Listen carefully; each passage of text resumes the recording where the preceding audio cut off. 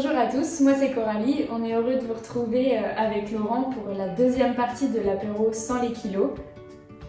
Bonjour à tous. Alors effectivement, je souhaite la bienvenue à Coralie qui intègre l'équipe. Donc c'est elle qui aujourd'hui aura le stress à la place de Mathilde et qui va m'accompagner au cours de cet atelier. Mais avant de commencer, j'aurais un petit message à faire passer et je voulais vous remercier pour tous vos soutiens et petits messages gentils par rapport à notre première prestation. Bon, il y avait du stress évidemment, mais quand on voit le retour, ça fait vraiment plaisir et là j'ai hâte de reprendre et de vous présenter donc cet atelier apéro 0 kg par rapport aux amuse-bouches. Et du coup Laurent, qu'est-ce que tu vas nous proposer aujourd'hui? Alors aujourd'hui, je vais vous proposer des verrines light, c'est-à-dire qu'on va bannir, n'ayons pas peur des mots, on va supprimer tout ce qui est cacahuètes, chips, bretzel, tout ce qui est ultra salé, ultra gras. On va donc, comme le veut un petit peu notre coutume au sein de l'association, faire des ateliers donc diététiques, équilibrés bien sûr, qui sont maîtrisés au niveau du budget, puisqu'on ne va pas dépasser en fonction des verrines 50 centimes, 60 centimes par personne, donc on sera vraiment sur quelque chose de très peu coûteux, qui sera agréable au visuel, qui sera agréable au goût. Vous verrez que vos apéritifs vont avoir une autre dimension. Donc plein de couleurs et... Plein de couleurs. On a déjà un petit échantillon sur la table, mais on va les travailler au fur et à mesure et vous verrez que on peut vraiment se faire plaisir sans exploser le cholestérol et le porte-monnaie. La première verrine que nous allons exécuter aujourd'hui est une verrine à base de betterave rouge, d'ail et de samouraï. Donc tu vois, oui, quelque chose de très simple. Et là encore une fois, en termes de budget, on va être sur quelque chose d'à peu près 30 ou 40 centimes par personne. Donc on reste dans ce budget maîtrisé. Et puis bon, j'ai voulu travailler la betterave pour différentes raisons, puisque c'est aussi très riche en vitamine A, en vitamine C. Je veux dire, c'est excellent pour le cholestérol, l'ail également. Donc on va joindre l'utile et l'agréable. Donc on va commencer par cette verrine de betterave samouraï. Donc dans un premier temps, ce que je vais faire, c'est que je vais mixer la betterave. Que la betterave pour l'instant? Non, en fait betterave, je mets tous les ingrédients ensemble, c'est ce qui est pratique, c'est très rapide à mettre en place. Donc de la betterave, de l'ail et du samouraï. Très bien. Donc voilà, j'ai pas peur. Donc là, je mets à peu près 250 g de betterave. Je vais mettre l'équivalent de 2 cuillères à soupe, même pas de samouraï et une gousse d'ail. Donc le samouraï étant légèrement salé, je ne vais pas saler ma préparation tout de suite. Tu le saleras après? Oui. Parce qu'en fonction des goûts, on n'est pas, vous verrez avec l'ail qui va donner un peu de peps au niveau de l'appareil, il n'y a pas besoin vraiment de saler dans l'immédiat. Voilà, c'est un peu plus simple. Et c'est parti. Alors attention au bruit.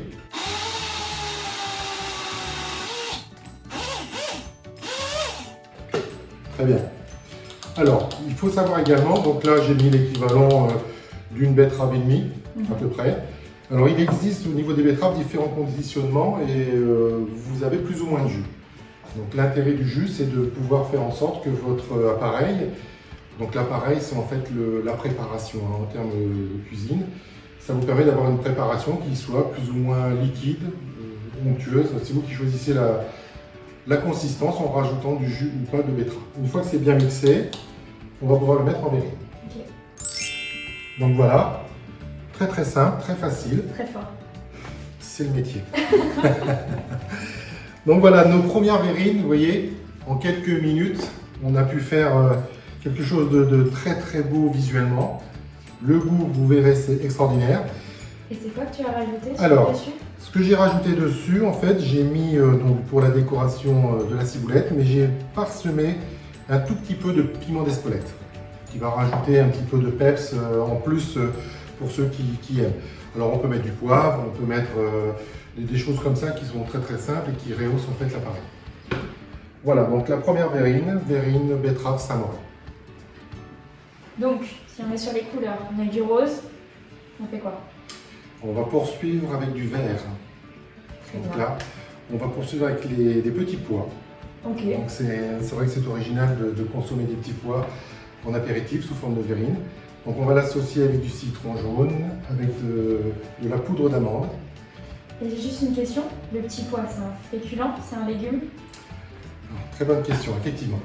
Le petit pois, en fait, s'il est récolté mature, donc on le considère comme un pois sec, et là il est considéré comme féculent puisqu'il contient beaucoup d'amidon et de protéines.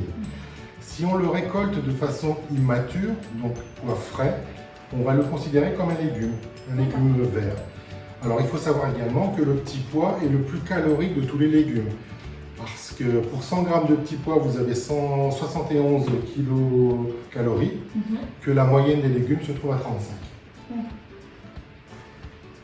Alors pour poursuivre, on va donc mixer les petits pois comme tout à l'heure pour les betteraves.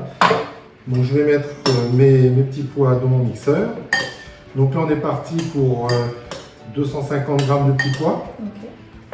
Je vais y mettre 2 cuillères à soupe de poudre d'amande, le jus d'un citron jaune. Voilà. Poudre d'amande, ça? Poudre d'amande. Ok. Donc mon citron. Comme la dernière fois, j'ai vu. Voilà. Je le roule. Et alors ce qu'on va faire là, c'est que je vais planter ma lame du couteau dedans et je vais le presser. Ce qui fait que le jus en fait va couler directement par rapport à la lame. Ça part pas partout. Voilà, ça ne part pas partout, il n'y a pas de cliffure. Et vu l'étroitesse de mon appareil, au moins je suis sûr que mon jus de citron va aller dedans, je ne gaspille pas. Très bien. Voilà. Il y a plein de techniques en fait avec le citron. C'est pour éviter d'en mettre partout, et puis bon là c'est vrai qu'on gaspille moins. Là c'est parti, on va mettre un petit peu de nettoyage. Donc une fois qu'on a fait ça, on va pouvoir le mixer.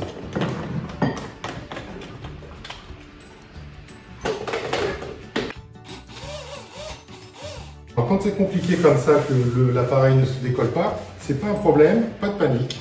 J'ai gardé un peu de jus de cuisson. Parce que c'est trop solide en fait. Voilà, okay. En fait c'est difficile, le mixeur ne veut pas. Donc ce que je vais faire pour détendre cet appareil, je vais rajouter, j'ai gardé mon jus de cuisson, donc je le conseille quand vous faites des purées, comme pour les betteraves et tout ça, toujours essayer de garder un maximum de jus, ça peut toujours servir. Donc voilà, j'ai gardé ce jus de cuisson. Donc, je vais mettre l'équivalent de peu près de louche. Donc le jus de cuisson, il faut savoir que j'ai fait un bouillon de poule, qui m'évite de saler en fait la préparation. Le bouillon de poule étant déjà salé à la base. Après, peut-être, en fonction des goûts, vous allez peut-être devoir rajouter du sel, mais c'est qu'une question de goût personnel.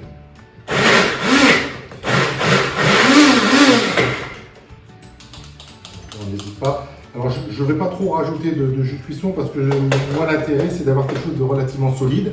Si je rajoute du jus de cuisson, on va partir sur quelque chose de plus onctueux. Ça ne changera rien au goût, c'est simplement la consistance qui va être différente. Donc là, je pense qu'on est pas mal. Donc là, je vois déjà au niveau des verrines avec le rose violet de la betterave, le contraste du petit pois. Donc là, une fois que c'est mixé, je vais pouvoir, encore une fois, comme pour les betteraves, on va mettre en verrine. Très bien.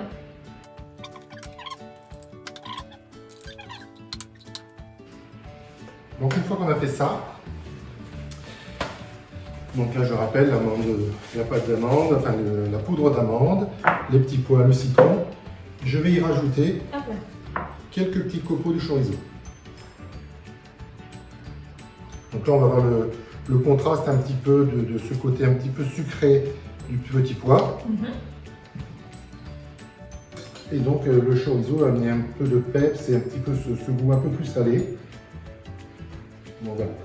Donc on peut mettre des chorizo, on peut mettre des baies rouges. Après c'est le contraste des couleurs qui fera la différence. Le chorizo, moi je l'ai mis cru, mais on peut aussi le détailler en petites lamelles et le faire revenir au four afin qu'il soit croustillant. Ça aussi c'est une question de goût. Donc voilà, tout simplement, encore une fois, une verrine qui se prépare en quelques minutes. Donc voilà, tout simplement, nos petits pois, je veux dire qu'ils vont contraster avec nos betteraves. Au niveau de la présentation, on part déjà sur un apéritif qui s'annonce vraiment très très bien. Donc Laurent, troisième recette, troisième couleur, je vois des carottes. Effectivement, on va partir sur du orange. Donc là, on va faire quelque chose d'assez exotique puisqu'on va partir avec des épices comme la coriandre, du curcuma, du gingembre, de la cardamone et du lait coco.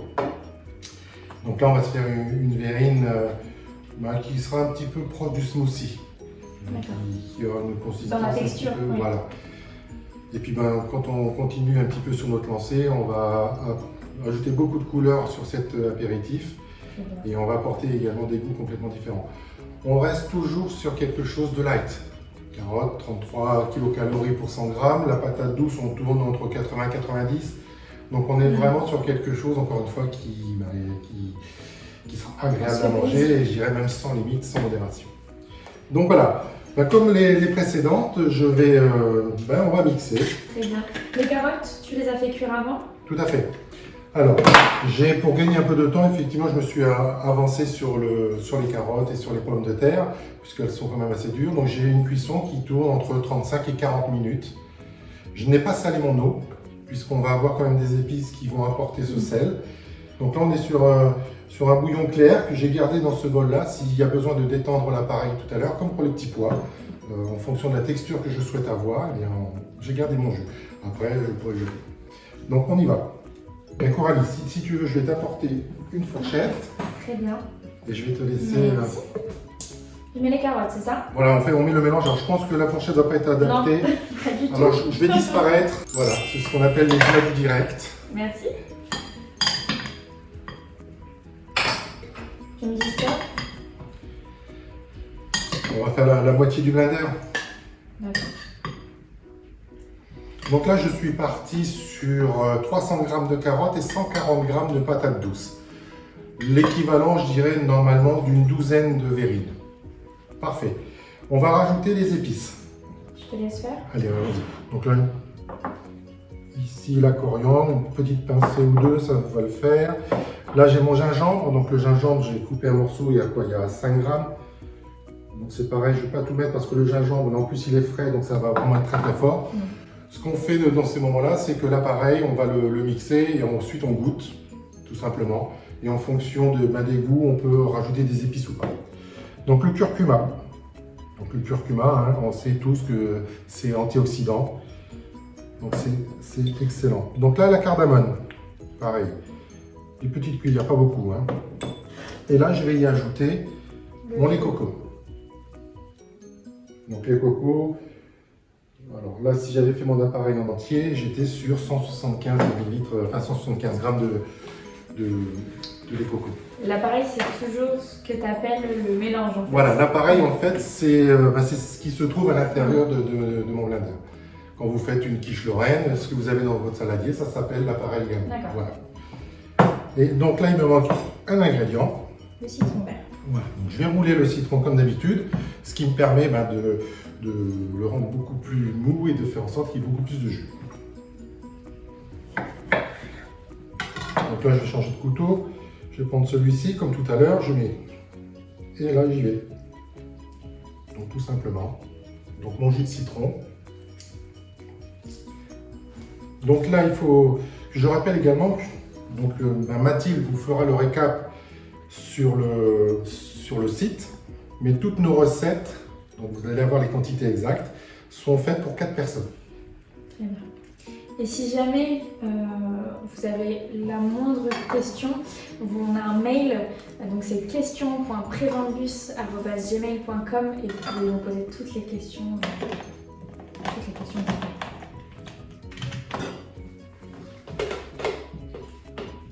Donc là, j'y vais.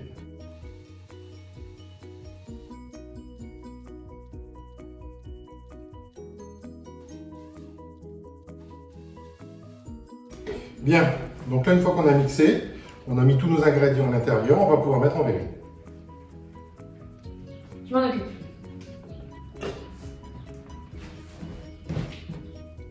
Et voilà! Ça, T'as jamais vu ça? Non, ça c'est extraordinaire. Quand on vous dit qu'on ferait quelque chose de magique, là c'est vraiment magique. Donc voilà, notre verrine carotte, les cocos et ses épices. Pour poursuivre, on va réaliser une verrine à base de thon. Donc là on va changer un petit peu puisque jusqu'à maintenant on était dans les légumes. Là on va passer avec un peu de protéines. Donc là c'est Coralie qui va réaliser cette recette. Bon, je vais l'aider un petit peu, bien sûr. Bien, donc on est parti sur à peu près 180 g de thon albacore, donc du thon naturel que l'on a égoutté. Et déjà émietté? Déjà émietté.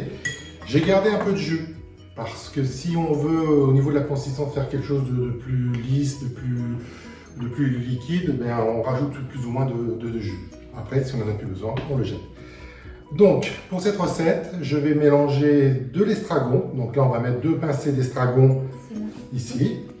2 pincées. Hein. Voilà. À peu près, vu la quantité que l'on a dans le bol, pour le moment, ça suffit. Je conseille, donc on va continuer avec la moutarde, une cuillère à café. Je conseille pour cette recette de la faire, si on est sur de l'estragon comme ici déshydraté, de le faire la veille.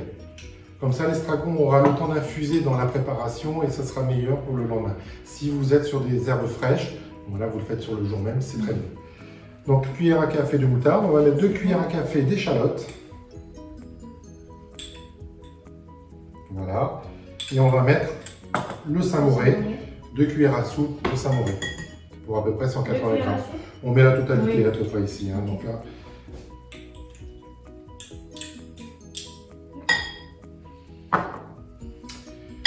Donc là, on ne sale pas. On ne sale pas, puisque déjà, il faut savoir que le samouré est légèrement salé, et puis le thon, naturellement, lui aussi est salé. Et là, on va pouvoir mélanger tranquillement notre préparation. Alors là, moi, j'appelle ça une rillette de thon. Il y en a qui vous diront mousse. Tout dépend de quelle manière. Si je le mixe, on sera sur une mousse. Si on le brasse à la fourchette, on reste sur de la rillette. Au niveau de la consistance, c'est ce qu'il y a de mieux. Pour terminer la préparation, on va rajouter l'équivalent d'un jus de citron.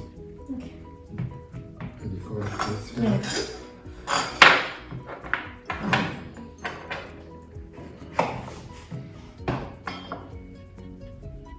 Comme ça? Tout simplement. C'est vrai que moi tout à l'heure j'ai mis la technique du couteau. Là, je t'aide pas beaucoup à ce niveau-là, effectivement. Voilà, c'est parfait. Là aussi, c'est une histoire de goût. Hein. En fonction de vos goûts, vous rajoutez plus ou moins. On peut également, alors on va le voir sur la mise en place de cette verrine, il est possible de rajouter du piment d'Espelette, du poivre. C'est à vous de voir en fonction de comment vous aimez, si c'est corsé, pas corsé. Nous, on part sur une recette qui est relativement, je ne vais pas dire neutre, mais qui plaira à tout le monde. Et après, ben, si besoin, vous pouvez rajouter sel, poivre, piment d'Espelette. Bien, on va continuer la mise en place. Très bien. Alors, pour cette présentation, j'ai opté pour deux choses. Donc la verrine classique sur laquelle on va mettre un fond de tomates pour ajouter un petit peu de couleur, de fraîcheur. Et puis on va également, c'est une possibilité, la rillette peut se préparer en tartinade. Donc là, on va mettre les deux en place, comme ça vous pourrez visuellement voir ce que ça représente. Alors, si je me mets ici, je vais mettre quelques tomates au fond et on va pouvoir garnir par-dessus avec les rillettes.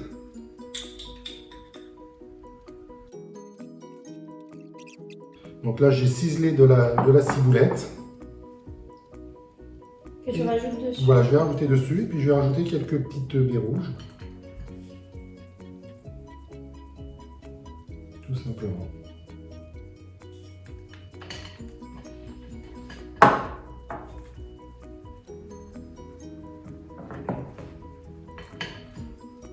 Parfait. On peut faire la même chose sur nos tartines.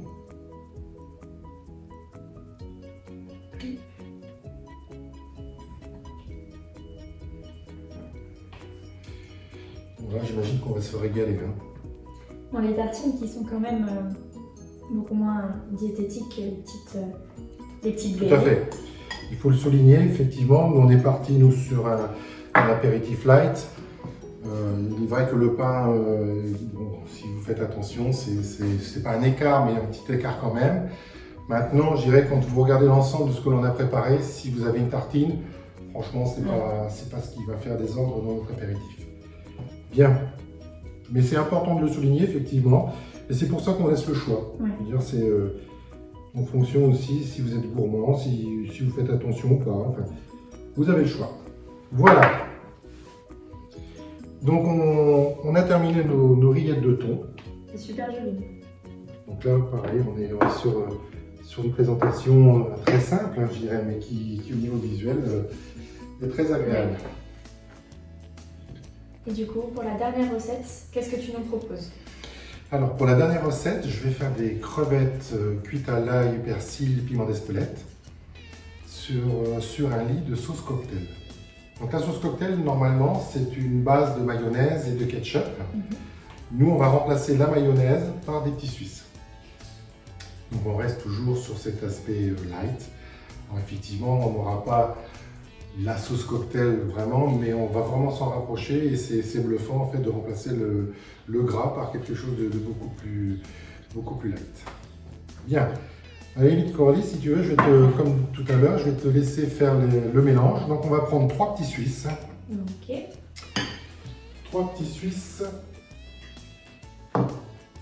auxquels on va mélanger un jus de citron.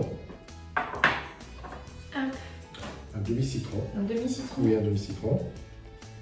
Voilà. Comme ça? Voilà, comme ça. Alors, attends, je vais enlever le pépin. Alors, si tu veux, attends, je vais t'aider un petit peu. Voilà. Ensuite, une demi-tomate. Une demi-tomate. Une cuillère à café de moutarde. Juste une? Oui. Une cuillère à café de ketchup. Merci. Et là, on peut éventuellement y rajouter aussi du piment d'Espelette. Là aussi, c'est une histoire de goût. Si vous aimez bien relever, on met une toute petite pincée, voilà. En sachant qu'on en mettra tout à l'heure un petit peu sur les crevettes, donc ce sera un petit rappel. Okay. Voilà. Et donc là, on peut brasser.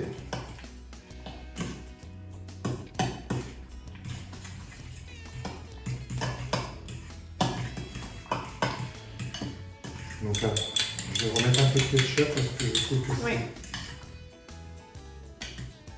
Voilà. Bon, je me répète, mais là aussi c'est une question de goût au niveau de l'équilibre. Vous mettez les quantités que vous souhaitez. Comme d'habitude, on travaille nous sur des bases. On vous donne les ingrédients de départ. Donc là, on est toujours sur 4 personnes en moyenne. Donc les ingrédients, tout ça, vous seront rappelés sur le site de Prévendus. Vous avez le point de départ, après en fonction de vos goûts, vous pouvez modifier les recettes aisément. On peut également, alors après on va déguster, mais vous avez remarqué que depuis tout à l'heure, je ne parle pas de sel. Alors déjà, on a beaucoup travaillé avec le Saint-Mauré qui est un fromage relativement salé. On a les rillettes de thon qui étaient salées, donc on n'en a pas parlé. On a travaillé les petits pois que j'ai fait cuire avec un bouillon de poule, donc le bouillon de poule a porté le sel de départ. Donc voilà, moi je suis parti sur des recettes qui ne sont pas salées, qui en fonction des épices n'ont pas forcément besoin d'apport de sel. Après, là encore une fois, c'est vous qui décidez si vous voulez rajouter du sel ou pas. Voilà, donc c'est pas un oubli de notre part, simplement on est nous sur cette notion de cuisine sans sel. Bien, maintenant que la sauce est prête, on va pouvoir passer en cuisine, faire la cuisson des crevettes. Bien, allons-y. Donc ce que je vais faire, c'est qu'on va faire revenir les crevettes à la poêle. Donc toujours dans cette démarche de bien-être, je vais les faire cuire sans huile. Donc j'ai une poêle anti-adhésive et je vais faire revenir mes crevettes comme ça avec l'ail. Si besoin est, je déglace avec un petit bouillon de poule. Déglacer, c'est? Alors déglacer, c'est-à-dire que quand la poêle sera très chaude, pour pouvoir permettre d'avoir un petit peu ce côté caramélisé, au moment où ça va commencer à accrocher, je vais mettre un liquide froid qui va en fait faire un contraste avec la chaleur de la poêle et va permettre de décoller tous les sucres. Voilà, en fait, le déglaçage, c'est l'action chaud-froid. Et ça permet de faire un petit fond de sauce. Très bien. Allez, si vous voulez me suivre. Donc comme prévu, je démarre ma cuisson sans huile sur une poêle anti-adhésive. Je vais y mettre de l'ail. Voilà. Je vais laisser cuire tranquillement. Quand ça commencera à accrocher, à ce moment-là, je déglacerai avec le bouillon qui est juste à côté.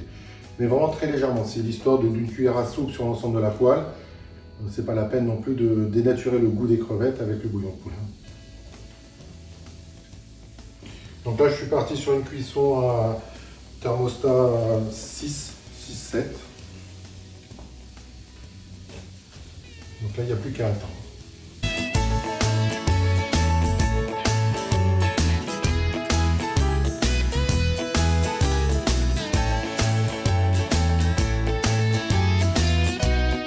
Donc là, je mets un petit peu de persil pour rajouter un peu de goût à la cuisson. Je ne mets pas tout et le persil, je le mettrai en dernier sur la déco parce que bon, l'herbe fraîche, il vaut mieux la garder non cuite. Ce sera meilleur pour la dégustation. Donc là, je le rappelle, toujours pas de sel. Donc le frimeur étant déjà lui salé à la base. Et puis bon, le bouillon éventuellement que je rajouterai nous permettra d'équilibrer le plat.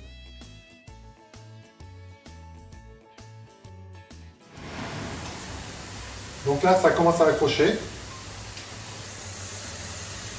Bon, je déglace. J'hésite pas. Donc, vous voyez, ça accroche un petit peu, c'est parfait. Ça donne un petit peu de couleur à mes crevettes. Et donc ça, c'est ce qui va nous permettre d'amener ce côté salé sans apporter de sel. Donc, je vais baisser un petit peu quand même.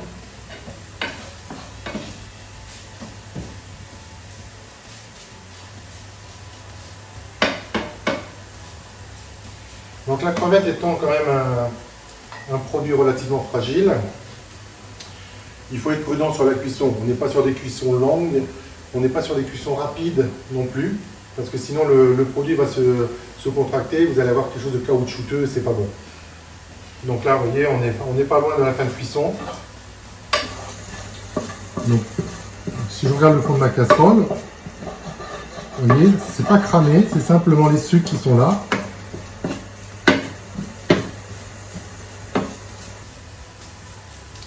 Donc là, je vais donner une dernière petite cuillère.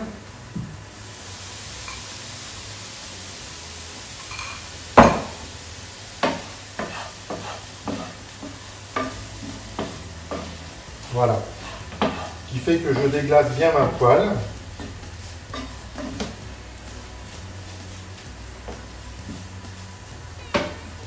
Voilà. Donc ce que je vais faire, je vais couper. Je coupe comme ça, la cuisson va se terminer. Le temps que ça descende un petit peu en température, ça va finir de cuire tranquillement. Et là, j'ai un produit qui n'est pas du tout agressé. Donc je vais finir par y mettre le persil. Voilà. On rajoute un tout petit peu, comme je disais, de piment d'Espelette. Ça va donner un peu de peps à notre plat. Donc si vous n'êtes pas piment, vous pouvez mettre du poivre. Le poivre aura le même résultat, si ce n'est que ce sera beaucoup moins fort, mais ça va bien relever le plat. Voilà, donc les crevettes sont cuites. On va pouvoir repasser de l'autre côté et dresser le plat. Donc là, dis-nous comment tu vas présenter. Alors moi j'ai décidé de faire, sur les verrines, de faire un fond de sauce cocktail sur laquelle je vais poser mes crevettes sous forme de brochette. J'aurais pu faire des dips, tout simplement, mais j'ai trouvé assez sympathique cette façon de présenter. Qu'est-ce que tu appelles des dips? Alors ce que j'appelle les dips, en fait, c'est au niveau des apéritifs, c'est des sauces que vous préparez, toutes sortes de sauces à base de fromage blanc, fines herbes, n'importe quelle sauce, et vous avez des légumes. Donc vous coupez les légumes en petits tronçons, ça peut être de la carotte, de la courgette, du concombre, vous pouvez avoir des choux-fleurs, des radis. Et en fait le dips, c'est quoi? C'est que vous plongez vos légumes dans la sauce, tout simplement. Donc là, quelque part, on est un peu aussi sous cette forme de dips, je veux dire, puisque vous serez sur vos brochettes, mais là, vous êtes servi de façon individuelle. Donc voilà. Donc, je vais mettre ma sauce cocktail. Donc, vous ne pouvez pas vous rendre compte immédiatement, mais en termes de résultats, c'est extraordinaire. On a banni la mayonnaise et on a un résultat qui est bluffant. Voilà. et je vais présenter donc dessus mes crevettes. Ça apporte de la hauteur présenté comme ça. Alors effectivement, ça va donner un peu de dimension aussi à notre présentation. Quand on le rajoutera tout à l'heure aux verrines que nous avons préparées précédemment, on donne un peu de volume, on donne des couleurs. C'est un apéritif qui va vraiment, comme je le disais en préambule, vous changer de la cacahuète et de la chips. Alors pourquoi on a aussi préféré vous présenter sous cette forme-là? C'est très simple, c'est qu'on s'est rendu compte que les apéritifs, c'est quoi? C'est que je prends mon verre, et je prends ma cacahuète, et je mange, et je bois, et je mange, et je bois. Et en fait, on se jette de façon assez goulûment, je dirais, sur ce qui est présenté. L'avantage de la verrine, c'est que quand vous prenez votre verrine, vous êtes obligé de lâcher votre verre. Donc déjà, en termes de consommation d'alcool, s'il y a de l'alcool, on va boire plus lentement, on va boire différemment. Je veux dire, on est sous une autre forme, on est sur quelque chose de très convivial puisqu'on va déguster, ça va être relativement lent. Voilà, je veux dire, c'est quelque chose de différent, je dirais, de la chips et de la cacahuète. Et puis, vous avez pu remarquer qu'en termes d'utilisation d'huile et de matière grasse, il n'y en a pratiquement pas. Donc, je pense que là, je ne vais pas dire qu'on a relevé un défi, mais on peut se faire plaisir. On peut présenter des choses très agréables et très bonnes. C'est très joli, c'est très bon. En sortant, je dirais, de ces choses grasses et très mauvaises au niveau cholestérol. Et je le rappelle également, à part la crevette qui va tourner autour d'1 €, je dirais, sur 2-3 verrines, mais on est sur des budgets à 50 centimes et moins de 50 centimes par personne. Donc là, je veux dire, le résultat est extraordinaire. Alors c'est moi qui vous le dis, mais vous verrez qu'en dégustant nos verrines, ce sera vraiment quelque chose de super. Voilà, donc l'atelier apéro 0 kg est terminé. On va peut-être faire un petit récap de ce qu'on a proposé, ce qu'on a préparé. Et puis encore une fois, si vous avez des questions, je veux dire, n'hésitez pas, comme le disait tout à l'heure Coralie, question.prébambus@gmail.com. Donc n'hésitez pas avec vos commentaires, vos remarques, les questions auxquelles on répondra comme les précédentes. S'il faut, je veux dire, on est là pour vous. Et s'il y a un doute sur d'autres sujets, quels qu'ils soient, l'association Prévambus est là pour vous servir, tout simplement. Merci à vous. Coralie, merci beaucoup. Et puis, je vous dis à la prochaine fois pour un nouvel atelier. Au revoir. Bye bye.